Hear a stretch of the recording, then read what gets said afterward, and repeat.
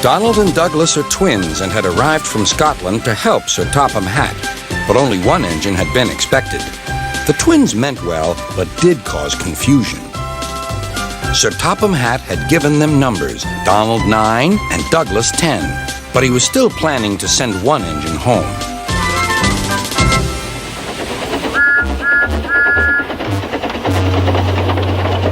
There was a brake van in the yard that had taken a dislike to Douglas. Things always went wrong when he had to take it out. His trains were late and he was blamed. Douglas began to worry. Donald, his twin, was angry.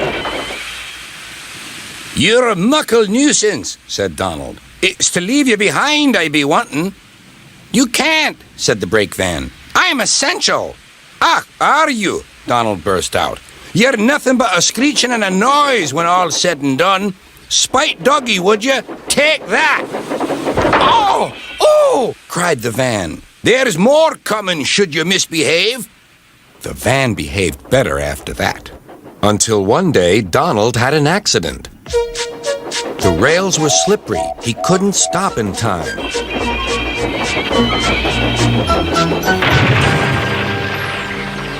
Donald wasn't hurt, but Sir Topham Hatt was most annoyed. "I am disappointed, Donald. I didn't expect such clumsiness from you. I had decided to send Douglas back and keep you." "I'm sorry, sir," said Donald. "I should think so, too. You have upset my arrangements. Now James will have to help with the goods work while you have your tender mended. James won't like that." Sir Topham Hatt was right. James grumbled dreadfully about extra work.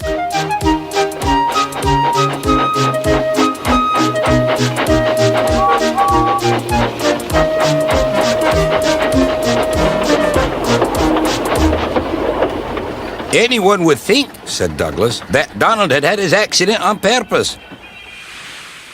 I heard tell about an engine and some tar wagons." "Shut up," said James. "It's not funny." He didn't like to be reminded of his own accident. "Well, well, well. Surely, James, it wasn't you. You didn't say."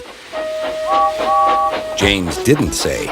He slouched sulkily away. "James is cross," snickered the spiteful brake van. "We'll try to make him crosser still." "Hold back," giggled the freight cars to each other. James did his best, but he was exhausted when they reached Edward's station. Luckily, Douglas was there. "Help me up the hill, please," panted James. "These freight cars are playing tricks." "We'll show them," said Douglas.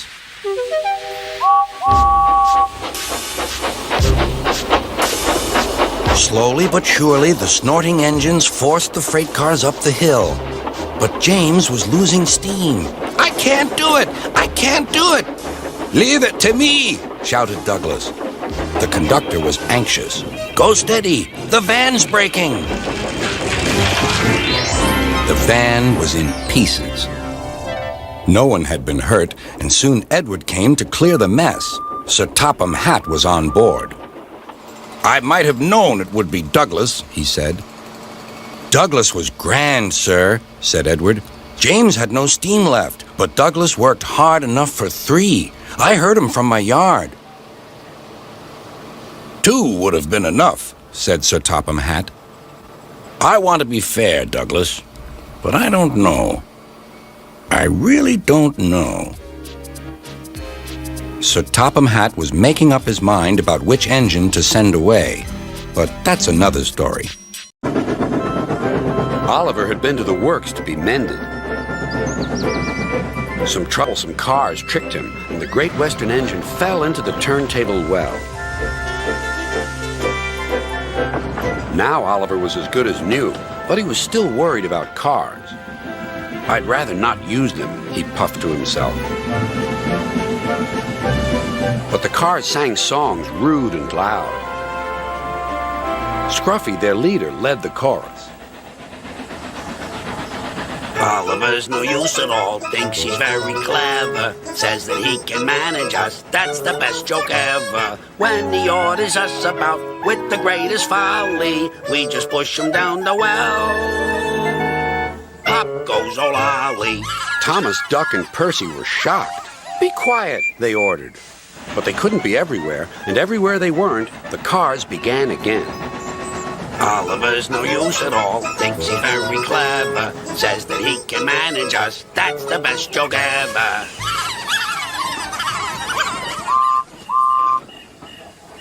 At last, the engines gave up. We're sorry, Oliver, they said.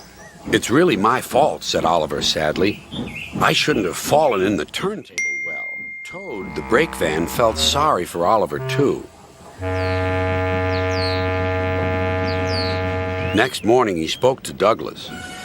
I'm worried, Mr. Douglas. This disrespect for engines, where's it going to end? Who knows, sighed Douglas. I've got a plan, Mr. Douglas. May I stay here today and help Mr. Oliver? We are both Great Western and must stand together. Certainly, Toad, replied Douglas and puffed away. Soon Toad was explaining his plan. Goodness gracious, Toad, I don't think you should suggest such a thing to Oliver. But Oliver interrupted. No, Duck, Toad's right. It's really my fault. I must put this trouble right. I meant no disrespect, you understand. Of course not, Toad. Anyway, Driver says the same, and he's arranged it with the station master. Very well, Oliver, conceded Duck, but I must hurry. My passengers will be waiting. Good luck. So long, smiled Oliver bravely, but he felt dreadfully nervous inside.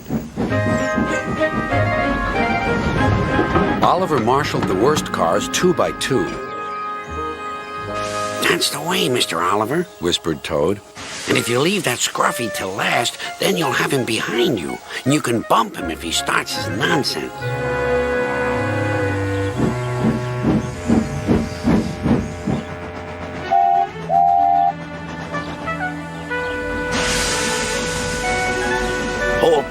Hold back, whispered Scruffy, and pass the word to the others. The silly cars giggled. But Oliver knew what to do. There was plenty of sand on the rails, and his wheels gripped splendidly. He gave a great heave. Oh! Groaned Scruffy. I don't like this. Go on, yelled Duck. Well done, boy, well done. Oh! Wailed Scruffy. I'm coming apart!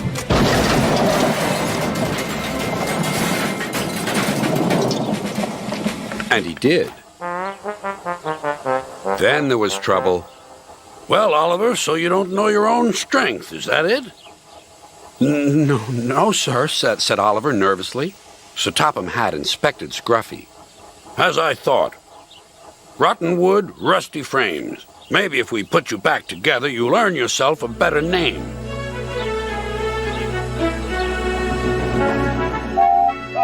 Nowadays, Oliver only takes the cars when the other engines are busy. But they're always quick to warn each other. Take care with Mr. Oliver. If you play tricks on him, you'll never be the same car again. Scruffy has learned his lesson and says nothing at all.